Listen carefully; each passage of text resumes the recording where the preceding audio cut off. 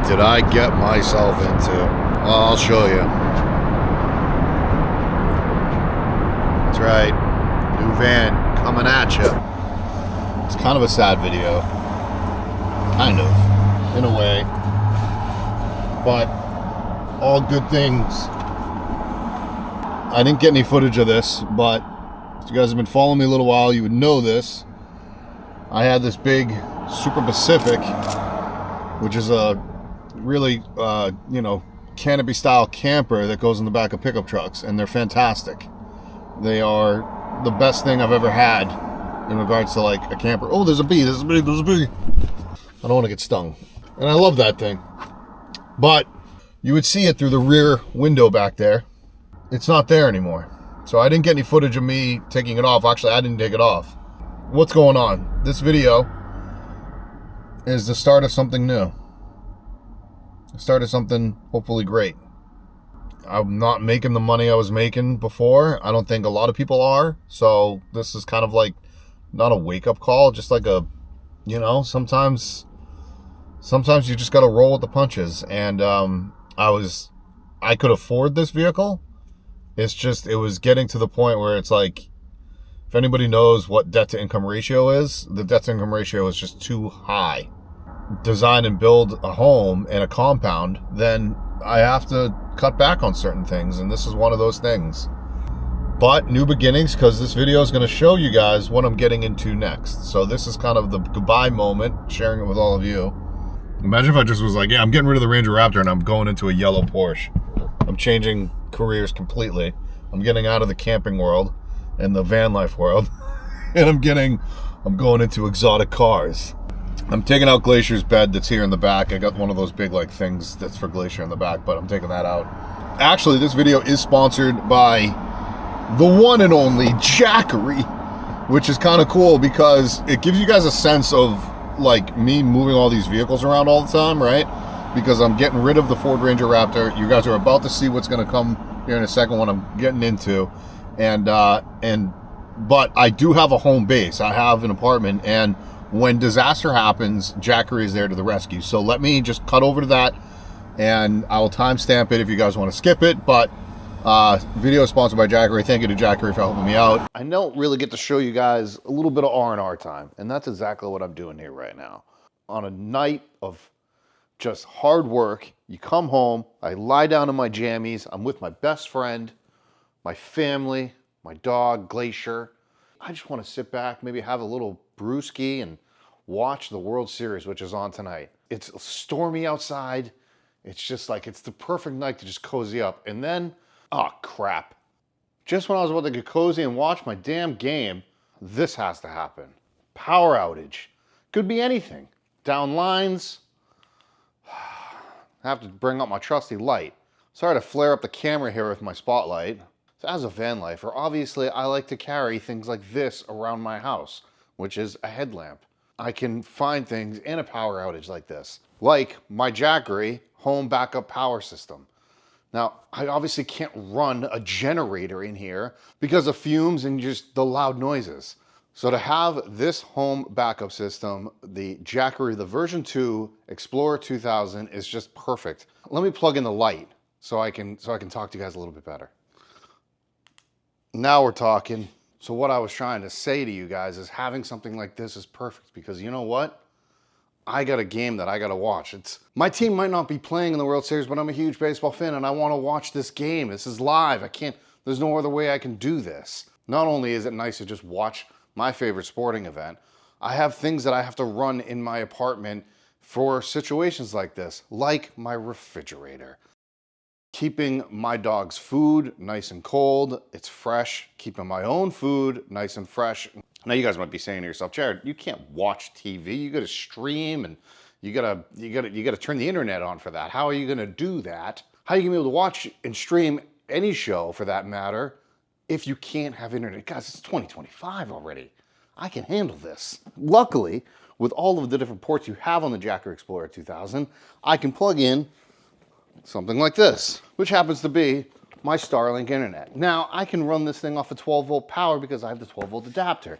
I can now put it out by the window, and let the satellites do their job. The greatest thing about this power system is that it can easily last me all the way until the next morning with running my TV the whole time, running my refrigerator when it's needed, running Starlink internet, and even plugging in my laptop so I can also check my emails and get work done while I'm sitting here watching my game. I got 3 AC ports, 3 DC ports, 2 USB-Cs and a USB-A, and the all-important 12-volt cigarette lighter port.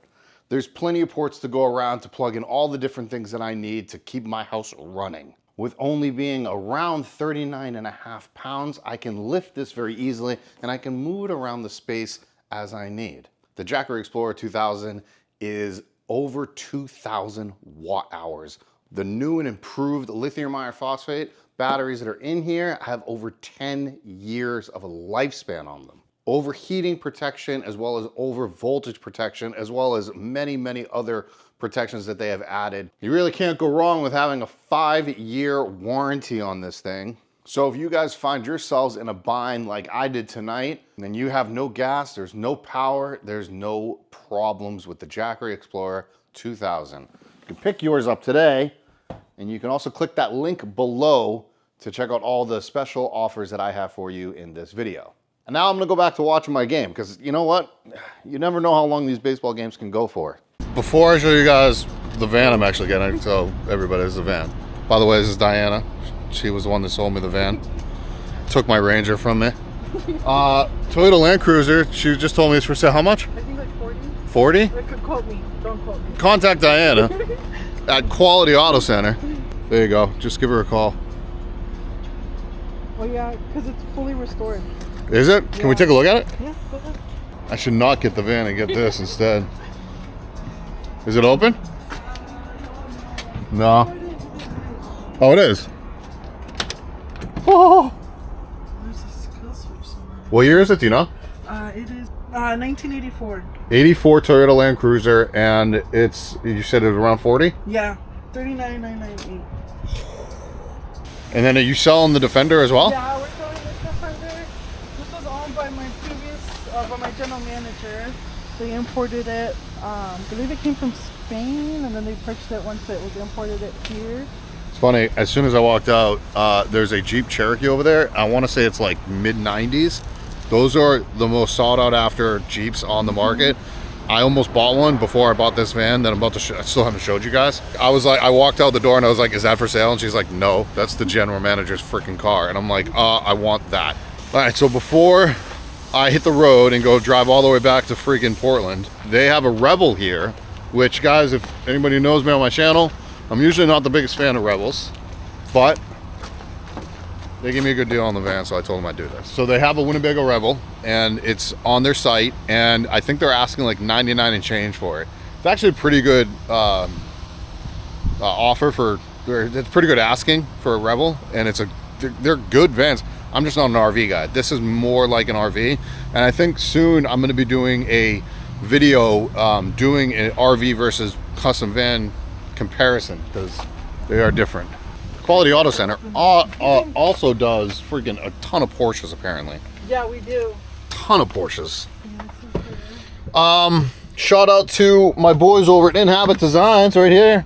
They've got the so these floor mats is made by a company that are friends of mine. Oh. So I think the batteries are dead. Yeah, we gotta jump it. It's okay, it's okay. We don't have to do that, guys. But this is the Rebel. I don't know what floor plan it is, but it has the drop bed right there. It's in great condition, actually. Has a shower in there. Oh, this is actually good. Yeah. So they're selling this for 100. I don't even know what the Rebels really are going for, but this is a pretty good price, I think. You know what's funny is this is 100 grand and you can friggin' live out of this thing, and I think that Porsche right over there is probably closer to 200,000. Just saying. Is it? Yeah. It's the GTS? Yeah, it's GTS. It's about 180.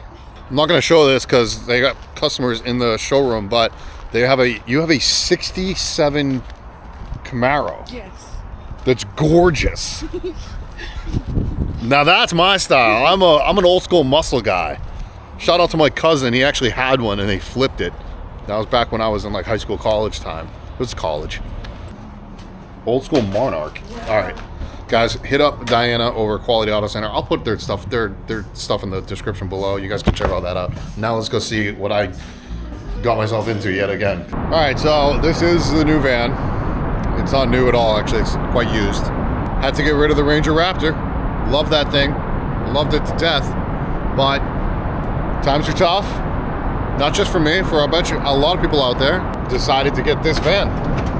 So it's a Ford Econoline. For people that don't know what that is, I've actually already done one. I'll throw up a couple images of the last one I did. It was a couple years ago. Actually, I built it I rented space from Mark at Nomadic Customs. I think it turned out great. It was one of my favorite builds that I've ever done to this date. So this is now the 4th van that I have. And what am I gonna do with this? I actually don't know. Or I wanted to get this van to kind of free up some expenses and get rid of some debt that I had. And that was probably one of the biggest or the main reason why I wanted to get this van. It so happens it's a passenger style van. Passenger style means it has windows going all the way around it. I don't know, I think it's a little different. It's gonna maybe change how I do things. Now, again, I don't know what I'm doing. I don't know if I'm gonna build it out and flip it. I don't know if I'm gonna keep it for a very long time. Knowing me, I'm probably not. I don't know, I also want a work truck, or a work van, I should say. I wanna get into more building and designing. It is on a 150 chassis, so it doesn't have that much, or it doesn't have as much payload, but the payload is still like 3,500 on one of these things, or 3,700. I'll open up the back for everybody, and it needs work. It needs work, and I'm excited to try it. A lot of work I got to do in regards to, like, I'm gonna gut this thing and take off all the trim and all the panels. But check this out. It's 2013, right? It's got 46,000 miles on it. Just to put in perspective, the Ford Ranger Raptor that I just traded in had 18,000 miles. You know, how do you guys like this blue? Came like this. I want to keep it that way. One of the things I really want to do is I want to do another really cool ceiling design. I did a ceiling in my second van, just a Sprinter. Actually, I thought I did a cool ceiling in my first van. It was not that cool. My second van, it was definitely copied a bunch of times, which I love. That's great. I don't care. Imitation is the best form of flattery, right? My other Econoline was really cool as well. It wasn't really like a crazy ceiling design, but it was just like a cool idea that I did, like with the slats. But I want to do something up here. I don't know what I'm going to do. Like, even if it is a work van, I still want to have nice lighting and really cool, like, ceiling design. Again, how I play that, it's up for debate. We're gonna find out. I actually came back down to Nomadic Customs because I left Glacier here for the day, but I wanted to share all this with you guys. Exciting new beginnings, or new endeavors, I should say, and I'm gonna obviously take you guys along for the ride on that. So stay tuned for what I do with this. I think I might keep it simple. I don't know. Drop a comment below and let me know what you guys think I should do. I'm open to other options. Stay tuned for more tours, more build outs, and more educational videos and information and just tips and tricks about everything about the van life camping industry and building and designing as well. And then also check out my other channel, Tocra, Tocra Studios or Tocra Designs. Check it out because I'm doing a lot more building over there as well. And we will see you guys next time. Later.